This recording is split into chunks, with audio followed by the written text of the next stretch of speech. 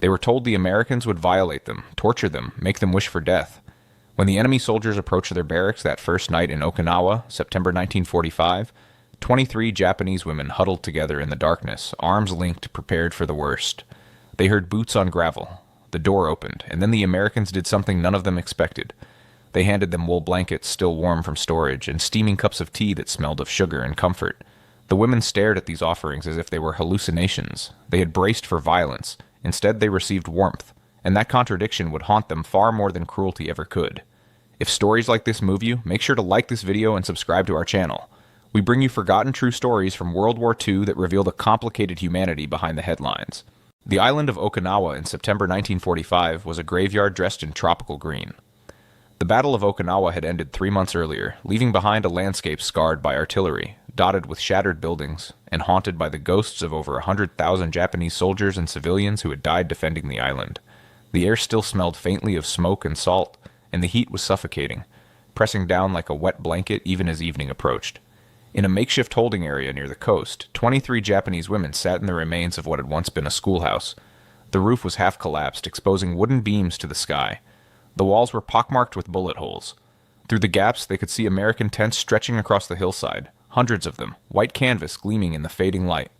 The sound of English voices drifted on the breeze, along with the clatter of mess kits and the rumble of trucks on dirt roads. The women were dressed in torn civilian clothes, their hair unwashed, their faces gaunt from weeks of hiding in caves and tunnels during the final days of the battle. Some wore the remnants of military nurse uniforms, faded khaki stained with dirt and blood. Others had wrapped themselves in whatever fabric they could find.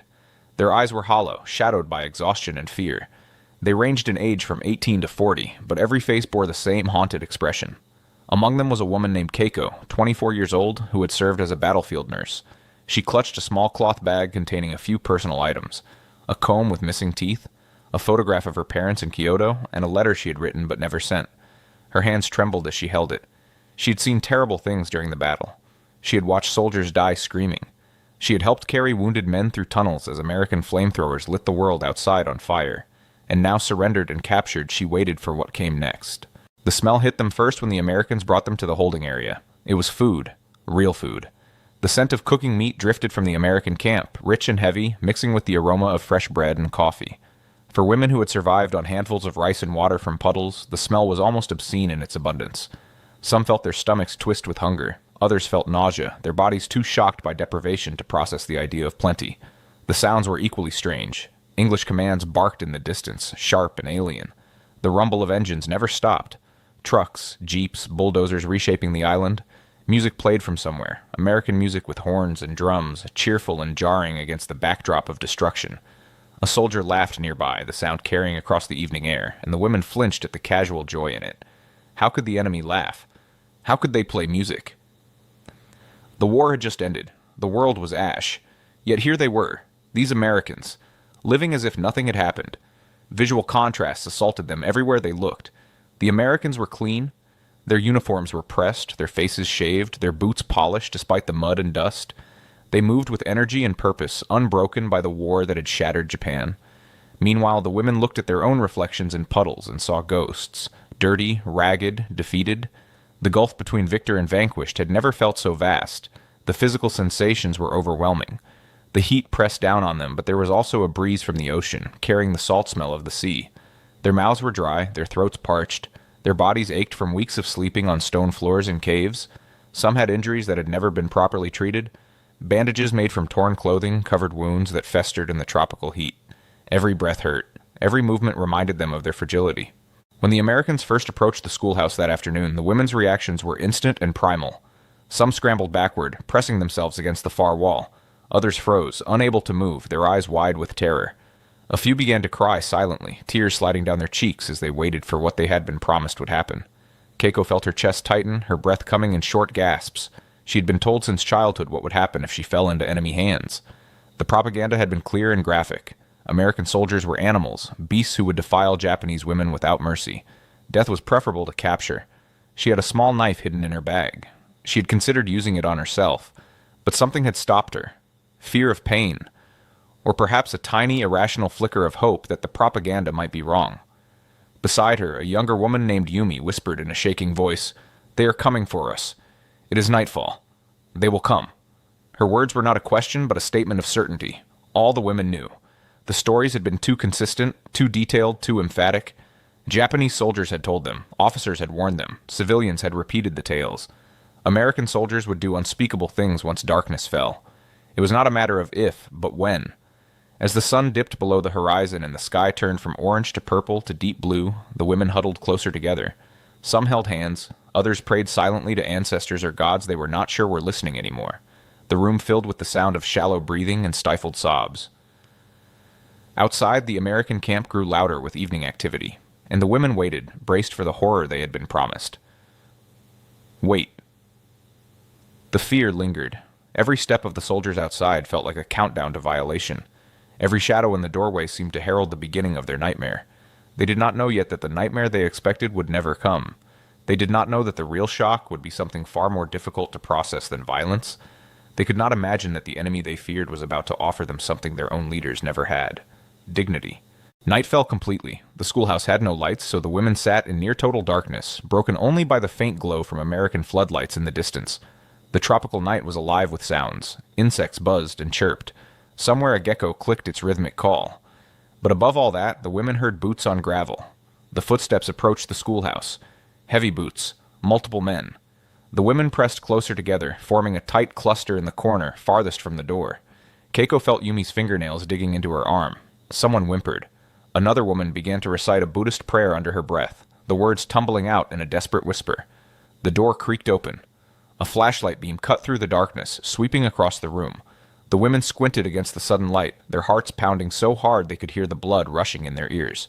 Silhouettes appeared in the doorway. 3 American soldiers, tall and broad-shouldered, their faces hidden in shadow behind the flashlight. This is it, Keiko thought. This is when it happens. Her hand moved to the knife in her bag. She thought of her mother. She thought of the stories she had been told. She prepared herself to fight, to scream, to die if necessary. The other women were rigid with terror, some covering their faces, others staring at the soldiers with wide, unblinking eyes. And then one of the soldiers spoke. His voice was gentle, almost apologetic. He said something in English that none of them understood, but the tone was wrong. It was not aggressive. It was not threatening. It was almost concerned. The soldier stepped forward, and the women flinched as one, pressing back against the wall. But he stopped immediately, holding up his hands in what seemed to be a calming gesture. Another soldier came forward, carrying something. In the beam of the flashlight, they could see it now. Blankets. Thick wool blankets, the kind the American military issued to its own troops. The soldier held them out, offering them to the women. No one moved, no one breathed. The women stared at the blankets as if they were weapons in disguise. The third soldier carried a large metal container. He set it down carefully near the door and lifted the lid. Steam rose from inside, carrying the unmistakable scent of tea. Hot tea. The soldier produced metal cups and began pouring, the liquid steaming in the cool night air. He placed the cups on the floor, within reach of the women, then stepped back. The 3 soldiers stood there for a moment, looking at the terrified women huddled in the corner. One of them said something else in English, his tone gentle. Then they turned and left, pulling the door closed behind them. Their footsteps retreated across the gravel, and the women were alone again, staring at the blankets and tea that had been left behind. For a long moment no one moved. The women stared at the offerings as if they might disappear at any second, or transform into something sinister. Keiko's mind raced, trying to make sense of what had just happened. This was not the scenario she had been prepared for. Where was the violence? Where was the assault? Where were the horrors she had been promised? "It is a trick," whispered an older woman named Sachiko, her voice hoarse. "They want us to trust them. Then they will come back." Several women nodded, their faces tight with suspicion. It made sense. The Americans were clever. Everyone knew that.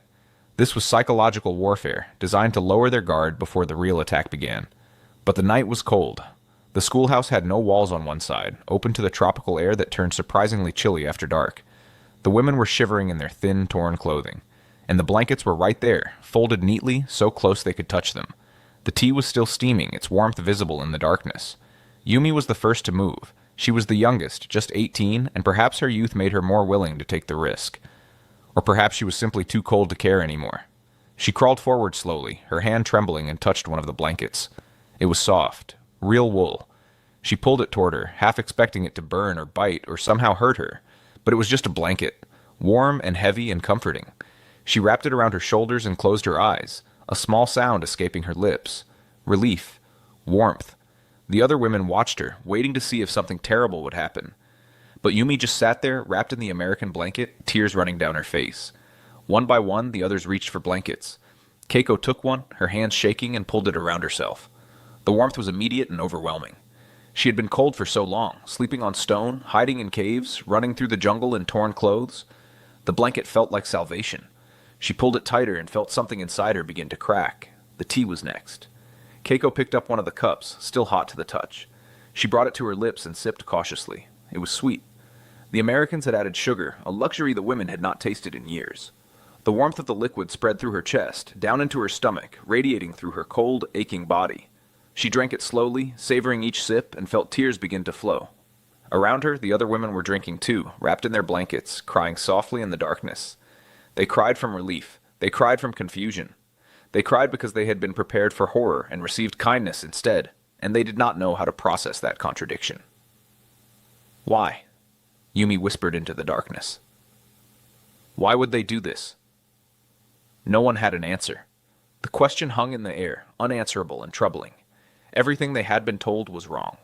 Everything they had believed about the enemy was suddenly suspect, and that realization was more frightening than any violence could have been. The women slept that night, wrapped in American blankets, their stomachs warmed by sweet tea. It was the first real sleep many of them had experienced in months. Not the half-conscious dozing of someone waiting for bombs to fall, but actual sleep, deep and dreamless. When they woke at dawn, sunlight was streaming through the gaps in the roof, and for a moment some of them forgot where they were. Then memory returned. They were prisoners, captives of the American military. And yet they were alive, unharmed, covered in blankets that smelled faintly of American soap and cigarettes. The cognitive dissonance was overwhelming. Keiko sat up and looked around at the other women, seeing her own confusion reflected in their faces. Sachiko, the older woman who had warned them it was a trick, was crying silently, her face buried in her blanket. When she looked up, her eyes were red and swollen. "I do not understand," she said quietly. "I do not understand any of this." Her voice broke on the last word. She had prepared herself for death or worse. She had made peace with it. But this unexpected kindness had shattered her carefully constructed defenses. Around mid-morning, the soldiers returned. The women tensed immediately, pulling their blankets tighter as if the fabric could protect them. But the soldiers only brought more tea, along with wooden crates. They set the crates down and opened them to reveal rations. American military rations. Canned food, crackers, chocolate bars. The soldiers gestured at the food, their expressions friendly, then left again without incident. The women stared at the food. Slowly, hesitantly, they approached the crates. Keiko picked up a can and examined it. The label was in English, incomprehensible to her, but the picture showed meat and vegetables. Her hands shook as she figured out how to open it. Inside was stew, thick and rich, with chunks of actual meat floating in gravy. The smell made her dizzy with hunger. She ate directly from the can, using her fingers at first, then finding a spoon someone else had discovered. The food was unlike anything she had eaten during the war. It was rich, fatty, satisfying in a way that rice and fish scraps had never been. She ate until her stomach hurt, and still she wanted more. Around her, the other women were doing the same, devouring the American rations with a desperation that bordered on frenzy. Yumi bit into a chocolate bar and made a sound of shocked pleasure. "It is sweet," she whispered in wonder. "So sweet." She broke the chocolate into pieces and shared it with the women nearest to her, all of them savoring the taste with expressions of disbelief. When had they last tasted chocolate? Before the war, surely. In another lifetime, when Japan was not yet destroyed and they were not yet prisoners waiting for horrors that never came. As the day wore on, more soldiers came and went, always bringing supplies, never threatening. They brought buckets of clean water. They brought medical supplies. One soldier even brought a basket of fresh fruit, papayas and bananas grown on the island, still warm from the sun. He smiled as he set it down, said something cheerful in English, and left. The women sat in the ruins of the schoolhouse, surrounded by American supplies, wrapped in American blankets, their stomachs full of American food, and they tried to reconcile this reality with everything they had been taught. The propaganda had been so clear, the warnings had been so dire, and yet here they were, treated with more care by the enemy than they had received from their own military in the final months of the war. Keiko looked down at her hands, stained with chocolate and meat grease, wrapped in the soft folds of a wool blanket. She thought about the knife in her bag, the one she had been prepared to use on herself. It seemed almost absurd now. She had been ready to die rather than face American captivity, but the Americans had not hurt her. They had fed her. They had given her warmth. They had shown her more kindness in one night than she had known in months, and that kindness terrified her more than any threat ever could. Because if the Americans were not the monsters she had been told they were, then what else had been a lie? The days that followed established a pattern that bewildered the women almost as much as that first night had. Each morning, soldiers brought breakfast. Not scraps or leftovers, but actual meals. Oatmeal with sugar, canned milk, coffee, sometimes eggs and bread. The women ate in silence at first, unable to meet the eyes of the soldiers who served them, but slowly, over days, they began to relax. After breakfast, they were allowed to wash. The Americans had set up a bathing area with canvas screens for privacy and barrels of heated water. The first time Keiko stepped behind the screen and poured warm water over herself, she wept. She had not been properly clean in months. The water ran brown and gray off her body, carrying away layers of dirt and dried sweat and the stench of caves and fear. When she emerged, her skin pink from scrubbing, she felt almost human again. The Americans also provided soap. Real soap, not the harsh lye bars the Japanese military had rationed, but gentle soap that smelled of flowers. Yumi held a bar to her nose and inhaled deeply, a smile crossing her face for the first time since capture. "Roses," she said softly. "It smells like roses." She closed her eyes, and for a moment she was transported back to her family's garden in Osaka, before the war, before everything fell apart. Midday brought more food. Lunch was usually canned vegetables, meat, and fruit. The portions were generous, far more than any of them could eat after months of near starvation. Some women made themselves sick from eating too much too fast, their bodies unaccustomed to abundance. The American medics came to treat them, gentle and efficient, administering medicine and advice through gestures and broken Japanese phrases they had learned. In the afternoons, the women were left largely alone. The soldiers checked on them periodically but did not intrude. The women spent these hours talking quietly among themselves, mending their clothes with thread the Americans had provided, or simply sitting in silence, trying to process their situation. Some wrote letters to families they did not know were alive or dead, letters that might never be sent but which provided a fragile connection to the world they had lost. Keiko found paper and a pencil among the supplies and began keeping a journal. She wrote about the blankets and the tea, about the food and the soap, about the strange gentleness of the enemy. She wrote about her confusion, her guilt, her growing realization that everything she had believed was built on lies. The act of writing helped her organize her thoughts, though it did not ease the turmoil in her heart. Evening brought dinner, and with it more impossible abundance. Hot meals, sometimes even fresh food prepared by American cooks. Vegetables and meat, rice occasionally, bread always. The Americans seemed determined to feed them back to health, and slowly it was working. The women's cheeks began to fill out. Color returned to their faces. Their eyes, once hollow and dead, began to show signs of life again.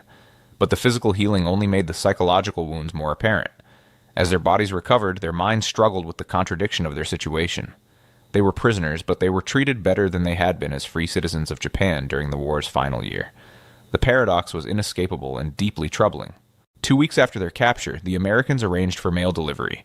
It was the first contact many of the women had with the outside world since the battle ended. When the soldier brought the bundle of letters to the schoolhouse, the women crowded around eagerly, desperate for news of their families. Keiko's hands trembled as she opened the envelope with her name on it. The letter was from her younger brother, written on thin paper in shaky handwriting.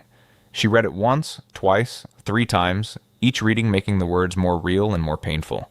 Her parents were alive but living in a bombed-out building in Kyoto. They had no food except what they could beg or find in the ruins.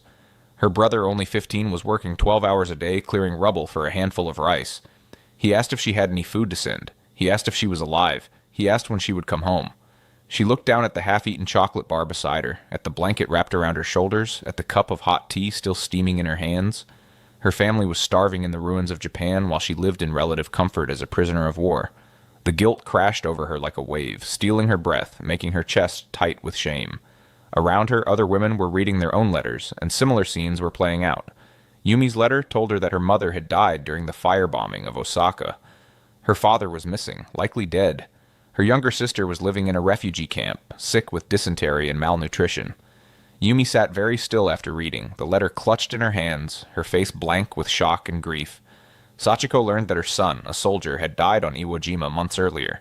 Her husband had been killed in the bombing of Hiroshima. She had no one left. She was alone in the world, a prisoner of the Americans, outliving her entire family while wrapped in an enemy blanket and drinking enemy tea. She did not cry. She simply folded the letter carefully and placed it in her pocket, her face like stone. That night, the women did not sleep well. Some cried softly into their blankets. Others stared at the ceiling, their minds thousands of miles away in ruined cities where their loved ones struggled to survive. The contrast between their situation and that of their families was unbearable. They were safe. They were fed. They were warm. And their people were dying. Keiko lay awake, the letter from her brother still in her hand. She thought about the propaganda she had been fed, the promises that Japan would never surrender, that victory was certain, that the emperor would protect them, all lies. The government had sacrificed its people for nothing. And now the enemy, the Americans they had been taught to hate and fear, were the ones providing care while Japan left its citizens to starve in rubble. The irony was crushing. The contradiction gnawed at her soul. How could she reconcile this? How could any of them? As the weeks passed, individual Americans began to stand out from the mass of uniforms. There was a young soldier named Private Miller who always smiled when he brought the morning tea. He had kind eyes and a gentle manner, and he made an effort to learn basic Japanese phrases. "Ohayo gozaimasu," he would say each morning, his accent terrible but his effort touching. "Good morning." The women began to look forward to his visits. Another soldier, an older man with gray in his hair, brought them a portable radio one afternoon. He set it up in the schoolhouse and tuned it to a station playing American music. Then he showed them how to change the dial, gesturing with patient enthusiasm. When he left, the women gathered around the radio, fascinated. The music was strange, all horns and rhythms they did not recognize, but it was also oddly comforting. It filled the silence with something other than their own troubled thoughts. Yumi became particularly attached to the radio. She would sit beside it for hours, listening to the incomprehensible English broadcasts, occasionally catching a Japanese program aimed at occupied populations. One day, Miller noticed her interest and brought her a small notebook. Through gestures and drawings, he showed her how to write down the English words she heard. She began keeping a vocabulary list, learning the language of the enemy not from hatred, but from genuine curiosity. One evening, Keiko was outside the schoolhouse, watching the sunset over the ocean, when Miller approached. He held out a pack of cigarettes, offering her one. She did not smoke, but she took it anyway, not wanting to seem rude.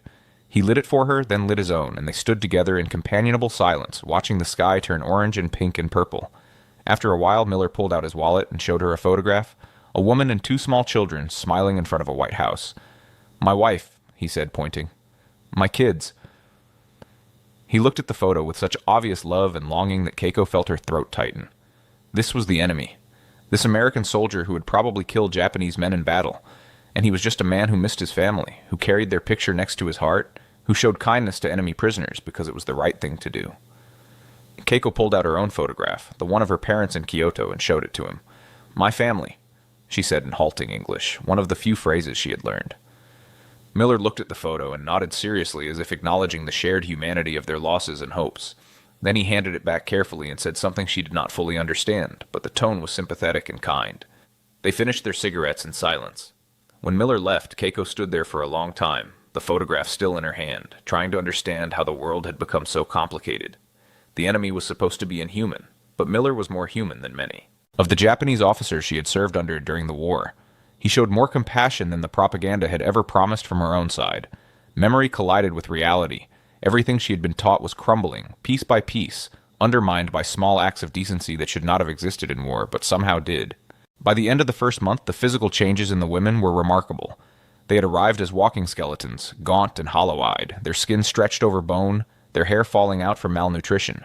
Now, fed 3 meals a day plus snacks, their bodies began to heal. Cheeks filled out, skin regained elasticity, eyes brightened. Even their hair, once dull and brittle, began to shine again. Yumi, who had weighed perhaps 80 pounds when captured, gained 15 pounds in that first month. She looked at herself in a small mirror the Americans had provided and barely recognized her own face. There was color in her cheeks. Her eyes no longer sank into her skull. She looked young again, like the girl she had been before the war consumed everything. But the physical healing only made the emotional wounds more apparent. Keiko wrote in her journal, "My body grows strong on American food while my family starves on ashes. I sleep on American blankets while my brother sleeps on rubble. How can I accept this? How can I not? To refuse their help is to die. To accept it is to betray everything I believed. There is no right choice. There is only survival, and the shame that comes with it." The women began to wear the clothes the Americans provided. Clean shirts and pants, not fashionable, but functional and whole, without holes or bloodstains. Some resisted at first, clinging to their torn Japanese garments as a form of defiance or loyalty. But eventually even they gave in. The American clothes were warmer, cleaner, more comfortable, and slowly, piece by piece, they shed the physical remnants of their old lives. Sachiko, the oldest among them, looked at her hands one evening and did not recognize them. They were clean, the nails trimmed, the skin soft from American soap. These were not the hands of a woman who had survived war. These were the hands of someone who had been cared for. She felt a wave of self-loathing. She should be suffering. Her son was dead. Her husband was dead. Japan was destroyed. And here she was, hands soft with enemy soap, belly full of enemy food, alive when so many had died. The guilt was a constant companion. It sat beside them at meals, reminding them that every bite they took was a bite their families did not have. It lay with them at night, whispering that they did not deserve the warmth of their blankets. It followed them through the days, a shadow that no amount of American kindness could dispel. And yet, beneath the guilt, something else was growing. A small, tentative recognition that perhaps survival was not betrayal, that perhaps accepting help, even from the enemy, was not weakness but wisdom, that perhaps the propaganda had been wrong about more than just American cruelty, perhaps it had been wrong about everything. The psychological battle that raged within each woman was more brutal than any physical combat they had endured. They had been taught from childhood that Americans were barbarians, that Western culture was corrupt and weak, that Japan's divine mission was to free Asia from their influence. The propaganda had been relentless, sophisticated, and deeply internalized. It was not just something they believed, it was woven into their understanding of the world. And now every meal, every blanket, every kind word from an American soldier challenged that worldview. It was not a gentle challenge, it was an assault on everything they had built their identities upon. Keiko found herself waking at night in a cold sweat, her mind spinning with contradictions that had no resolution. If the Americans were not monsters, then why had Japan fought so desperately? If they were capable of kindness, why had her government warned her to die rather than be captured? If they treated prisoners with dignity, what did that say about the Japanese military's treatment of its own people? The questions spiraled endlessly, each one opening up new chasms of doubt. Yumi struggled with different questions. She had believed in the Emperor's divinity, in Japan's sacred destiny, in the righteousness of their cause. But how could a righteous cause leave her mother dead in the ruins of Osaka? How could a divine emperor allow his people to starve while the enemy fed prisoners of war? The cognitive dissonance was physically painful, manifesting as headaches and nausea, her body rebelling against thoughts her mind could not process. Some women clung desperately to the old beliefs. One woman, Haruko, refused to accept the evidence before her eyes. "It is strategy," she insisted during their evening discussions. "They fatten us now so that we will cooperate later. They want us to betray our country, to become spies or worse. This kindness is a weapon, more insidious than torture because it attacks our loyalty." But as weeks turned to months, even Haruko's resistance began to crack. The Americans never asked them to betray anything. They never demanded information or cooperation. They simply provided care, day after day, with no apparent expectation of return. And that unshakable consistency was more devastating to the propaganda's hold than any argument could have been. The women's discussions grew more intense and philosophical as time went on. In the evenings, after the Americans had brought dinner and left them alone, they would gather in a circle, wrapped in their blankets, and wrestle with impossible questions. These conversations were raw and painful, but necessary. Each woman needed to hear that others shared her confusion, her guilt, her slow and terrifying shift in perspective. If the enemy values our lives, why did our own leaders not? The question came from Sachiko one night, her voice barely a whisper. The silence that followed was heavy with implications none of them wanted to acknowledge, because acknowledging it meant accepting that their government had valued them less than the enemy did. It meant accepting that Japanese lives had been expendable in the eyes of Japanese leadership. It meant rewriting everything they understood about loyalty and duty and sacrifice. Keiko tried to articulate what many were feeling. "We were told that death was preferable to capture, that surrender was the ultimate dishonor. But what honor is there in dying when you could live? What honor is there in refusing help when your body is starving? Perhaps the dishonor was not in surrendering. Perhaps the dishonor was in the lie that told us surrender was shameful." Her words hung in the air, dangerous and liberating. Several women nodded slowly, others looked away, not yet ready to accept such a radical revision of their understanding. But the seed was planted. Once spoken, the thought could not be unthought. Yumi contributed her own observation. "The Americans have rules. They follow the Geneva Convention. I heard one of them talking about it. They treat prisoners well because their laws say they must. But Japan rejected the Geneva Convention. We had no such laws protecting us. So when our own soldiers were captured, they suffered. And when we became prisoners, we expected to suffer. But we did not because the Americans followed rules our own country refused to accept." The realization spread through the group like a slow-burning fire. Japan had chosen not to protect its own people by rejecting international law. Japan had chosen a path that led inevitably to the suffering of its soldiers and civilians.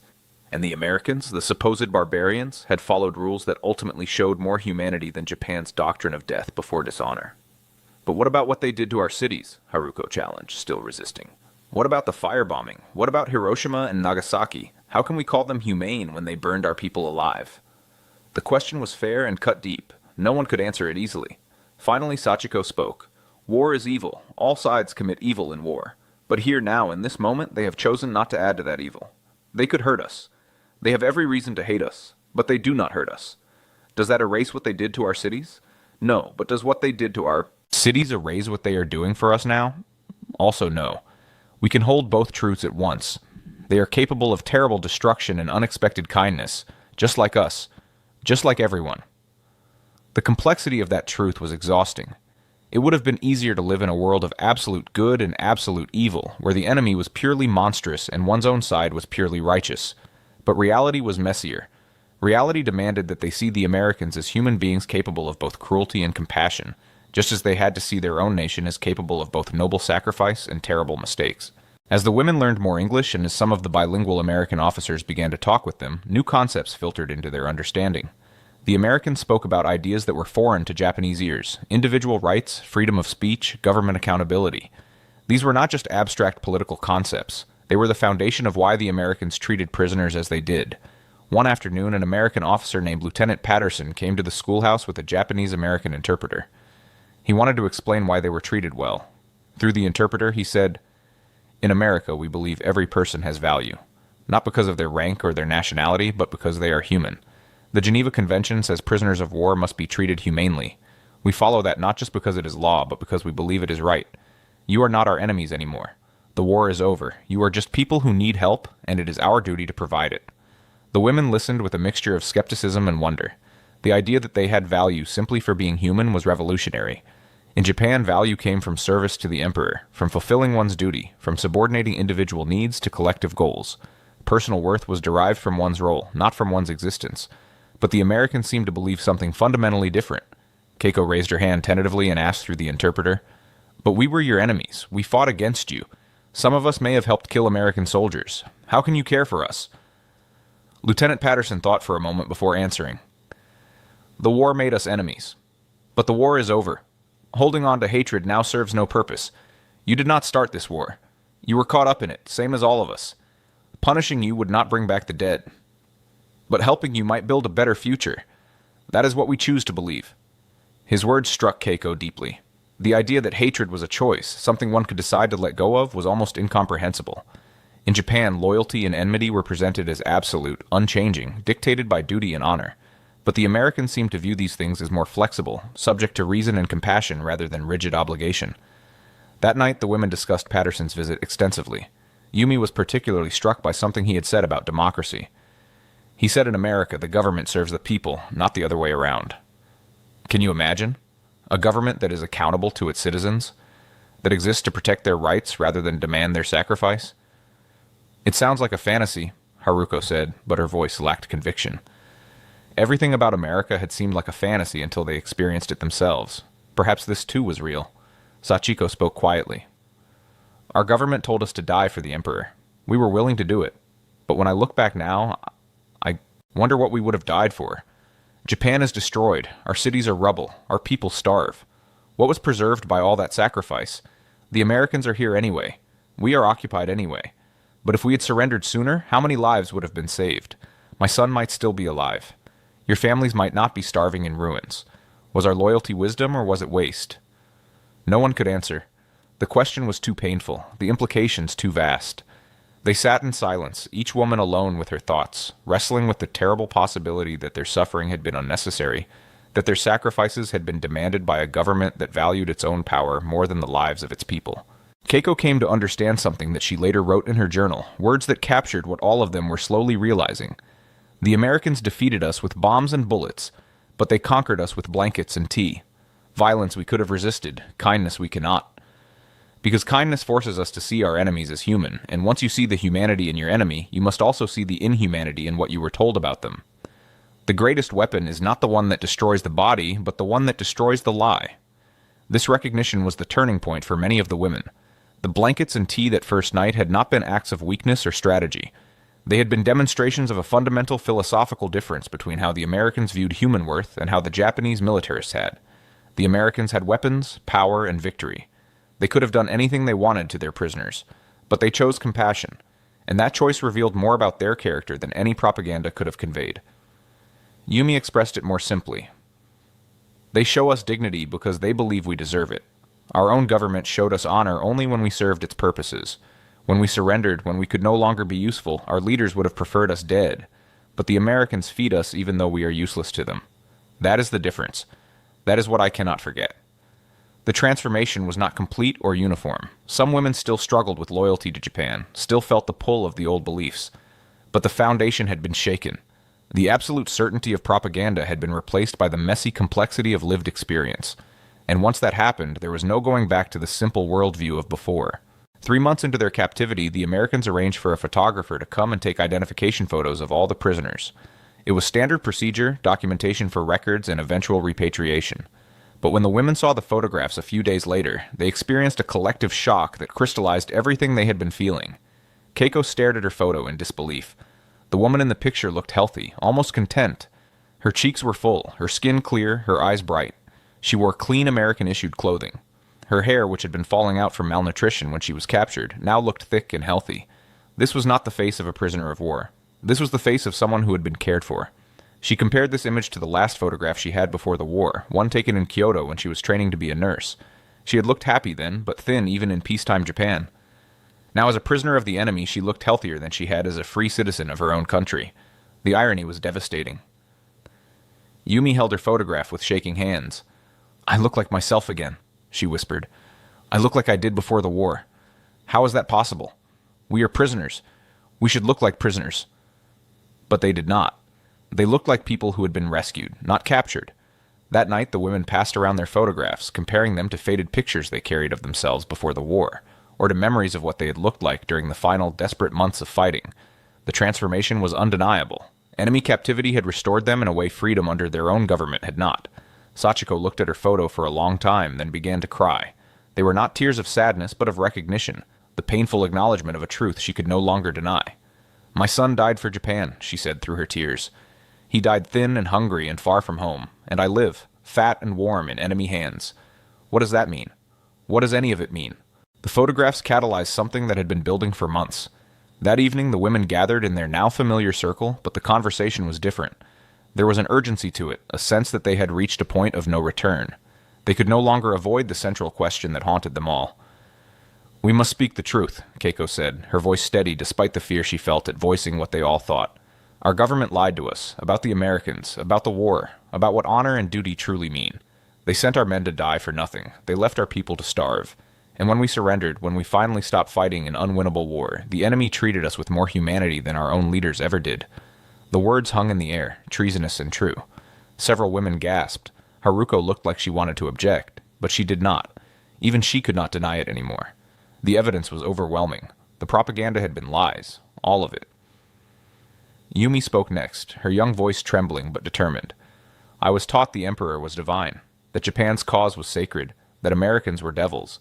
But if the Emperor is divine, why did he allow Japan to be destroyed? If our cause was sacred, why are our cities in ruins? And if Americans are devils, why do they feed us and clothe us and treat us with respect?" She looked around the circle, meeting each woman's eyes. "I think perhaps captivity revealed more truth than freedom ever did, because freedom as we knew it was just another form of captivity. We were prisoners of lies. And now, imprisoned by the enemy, we are finally free to see clearly."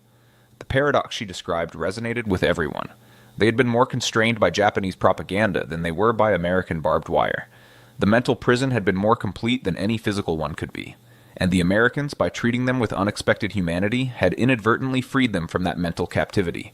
Sachiko, the eldest, spoke with the authority of her years and suffering. "I have lost everything. My son, my husband, my home, my country as I knew it. All I have left is truth. And the truth is this. Kindness cuts deeper than cruelty. Cruelty confirms what you believe about your enemies. But kindness forces you to question everything. The Americans showed us kindness when we expected horror. And that kindness has destroyed the fortress of lies we lived in more completely than any bomb ever could." Around the circle, women were nodding, some crying, others sitting in stunned silence. The transformation was complete, or as complete as such profound ideological shifts could ever be. They had entered this captivity as loyal subjects of Imperial Japan, believers in its righteousness and victims of its propaganda. They were leaving it as something else entirely. Women who had seen through the lies, who understood the cost of blind loyalty, who recognized humanity in unexpected places. That night, Keiko wrote what would become her most important journal entry, one she would keep for the rest of her life and eventually share with her children decades later. 3 months ago, I was prepared to die rather than be captured by Americans. I had a knife. I was ready to use it. I believed everything I had been told. That Americans were monsters. That capture meant horror worse than death. that loyalty demanded I choose suicide over surrender. Tonight I sit wrapped in an American blanket, my stomach full of American food, my body healthy from American care, and I realize that everything I believed was a lie. Not a small lie or a partial lie, but a complete inversion of truth. The Americans are not monsters. They are people like us, capable of compassion and cruelty, but choosing compassion even when they have every excuse for cruelty. They follow rules that protect even their enemies. They value human life, even enemy life, in a way our government never valued ours. I am angry. I am angry at the leaders who lied to us, who sent our soldiers to die for nothing, who would rather we kill ourselves than surrender to an enemy who would treat us humanely. I am angry at the propaganda that filled our heads with false horrors. I am angry at myself for believing it all without question. But I am also grateful. Grateful to be alive. Grateful for the Americans who chose kindness over vengeance. Grateful for this painful awakening, because living in truth, however painful, is better than living in comforting lies. The blankets and tea that first night were not just gifts. They were truths wrapped in wool and warmth. They were proof that the world is more complicated than propaganda allows. They were evidence that humanity can survive even war's attempt to destroy it. I do not know what will happen when we return to Japan. I do not know how to live in a country rebuilt by the enemy I now see as more honorable than my own government. But I know I will carry this lesson forever. Question everything. Trust actions over words. And never forget that kindness, offered freely to those who have no power to demand it, reveals more about character than any amount of fierce loyalty ever could. She closed the journal and pressed it to her chest, feeling the weight of the transformation she had undergone. She was not the same person who had been captured 3 months ago. None of them were. The Americans had conquered Japan with military might, but they had conquered these women with something far more powerful and far more lasting. The undeniable demonstration that their propaganda had been lies and that humanity could exist even between sworn enemies. As 1946 arrived and the occupation of Japan became more established, talk of repatriation began. The women would eventually be sent home. This should have been good news, something to celebrate, but instead it filled them with complicated dread. Keiko lay awake at night thinking about her return to Kyoto. She would see her family again, her parents and brother who had survived. That was a blessing, but she would return to them as someone changed beyond recognition. How could she explain what she had learned in captivity? How could she tell them that the enemy had treated her better than her own government? How could she reconcile her new understanding with the grief and suffering of those who had lost everything?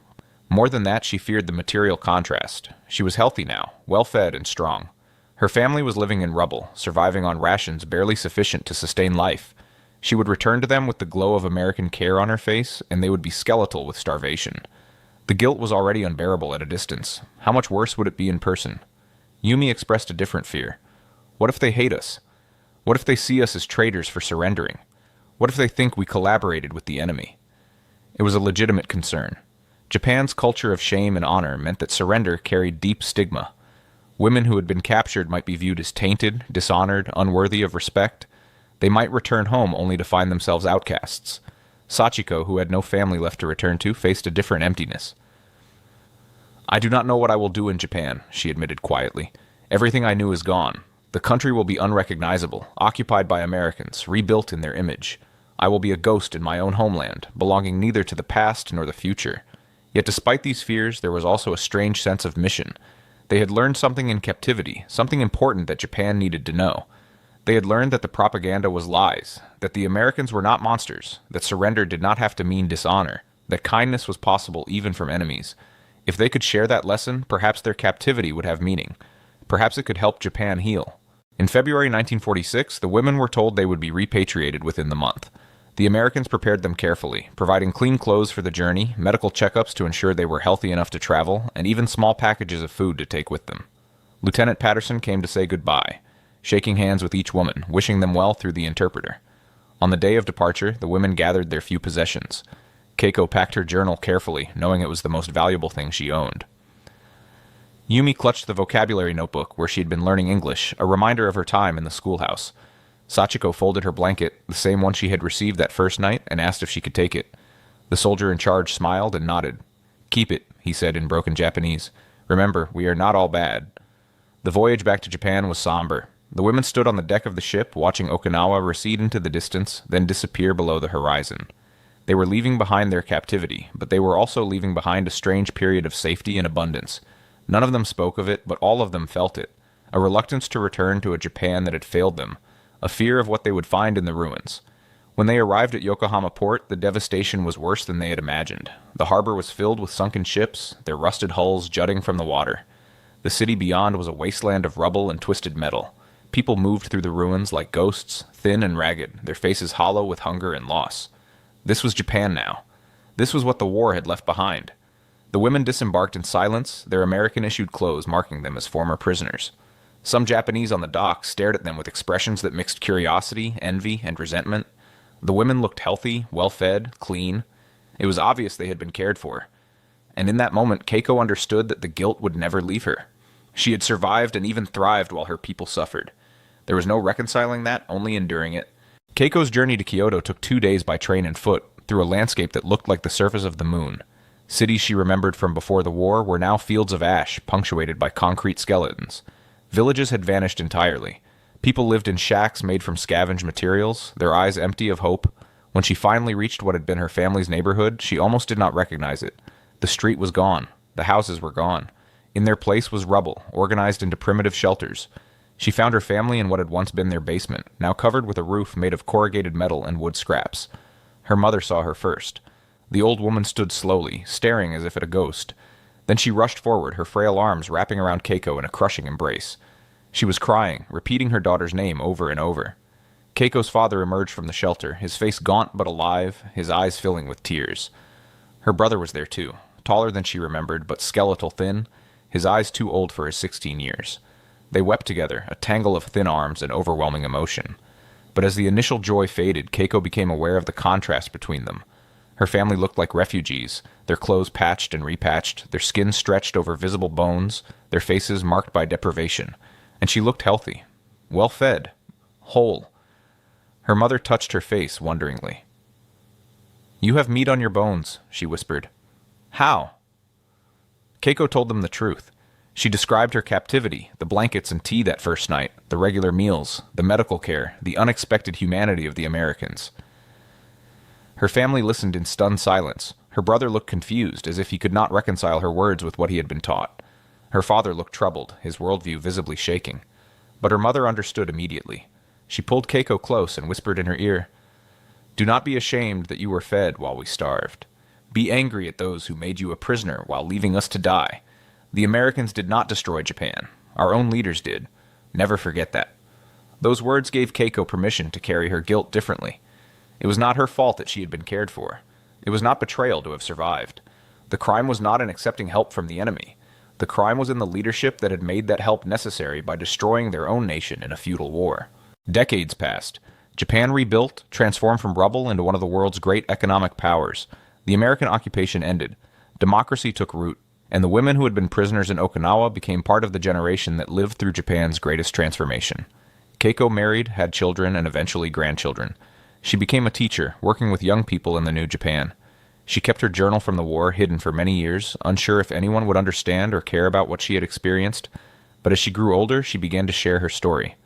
In 1985, on the 40th anniversary of the war's end, a journalist interviewed her for a special magazine feature about women's experiences during the war. She spoke publicly for the first time about the blankets and tea, about the unexpected kindness of American soldiers, about the brutal awakening to propaganda's lies. "What did that experience teach you?" the journalist asked. Keiko thought carefully before answering. "It taught me that humanity is always a choice. The Americans could have chosen cruelty. They had won the war. They had every excuse. But they chose compassion. And that choice changed my life more profoundly than any battle could have." She continued, "It also taught me to question everything, to trust actions over words. Our government told us beautiful lies about honor and duty while leading us to destruction. The Americans told us nothing but showed us through their actions what they valued. I learned to judge people not by their propaganda, but by how they treat those who have no power to demand good treatment." The journalist asked if she hated the Americans for what they did to Japan's cities. Keiko shook her head. "I hate war. I hate what it does to everyone. But I cannot hate people who, when they had power over me, chose mercy. I can hold both truths. They destroyed our cities and they showed us compassion. Life is complicated. People are complicated. That is what war and its aftermath taught me." Before she died in 1997, Keiko gave her war journal to her granddaughter, along with the blanket she had kept for 50 years. "Remember this," she told the young woman. Remember that kindness from an unexpected source has more power than any weapon. Remember that propaganda always lies about the enemy's humanity. And remember that survival is not betrayal. Living to tell the truth is the greatest form of resistance. And so the blankets and hot tea became more than simple comforts on a cold night in September 1945. They became proof that even in war's darkest hour, humanity can survive. They became evidence that enemies can choose compassion over cruelty, that victory does not require vengeance, that the strongest position is one from which you can afford to be merciful. For those 23 Japanese women, that first night in American captivity shattered everything they believed about the world. They had been prepared for horror and received kindness. They had expected monsters and found human beings. They had braced for assault and received blankets and tea, and that contradiction forced them to rebuild their entire understanding of loyalty, duty, honor, and truth. The Americans who brought those blankets probably did not think they were doing anything extraordinary. They were simply following the Geneva Convention, treating prisoners as their regulations required, doing what they believed was right. But to the women who received those gifts, it was revolutionary. It proved that the propaganda had been lies. It demonstrated that honor could exist without cruelty, that strength could coexist with compassion, that winning did not require destroying the enemy's humanity. This story reminds us that the tools of war are not always weapons. Sometimes the most powerful tool is simple human decency. The blankets did not erase the firebombing of Japanese cities. The tea did not bring back the dead. But they did something perhaps more important. They proved that people are more complex than propaganda allows, that enemies can show unexpected humanity, and that sometimes mercy cuts deeper than any sword. As Keiko told her granddaughter decades later, "That night, wrapped in an American blanket, drinking American tea, I learned the hardest lesson of my life. The enemy was not who I thought. My own government was not who I thought. And I was not who I thought. Everything I believed had been built on lies. But truth once found cannot be unlost. And living in truth, however painful, is the only way to truly be free." If this story moved you, please like this video and subscribe to our channel. We bring you forgotten true accounts from World War II that reveal the complicated humanity behind the history. These stories matter because they remind us that even in humanity's darkest moments, light can break through in unexpected ways, and that is a lesson we should never forget. Thank you for watching.